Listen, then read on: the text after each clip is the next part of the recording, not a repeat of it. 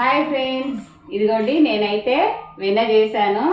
మొన్న చూపించాను కదా, మీగడంతా బాగా పొంగిచ్చి ఇదిగోండి ఇవాళ అయితే వేసాను నేను. ఇది 15 రోజుల పాలతో వచ్చిన మీగడతో వచ్చిన వెన్న అన్నమాట. ఇదిగోండి ఎంత బాగుందో. ఇంట్లోనే ఇట్లా మనం నెయ్యి తయారు చేసుకుంటే అయితే చాలా మంచిది కదండి.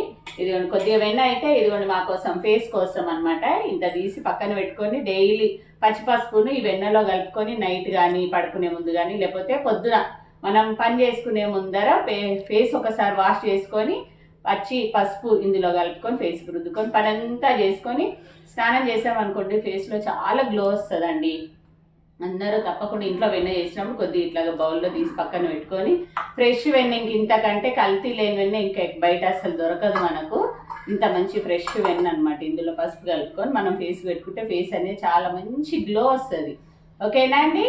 బాయ్ మరి.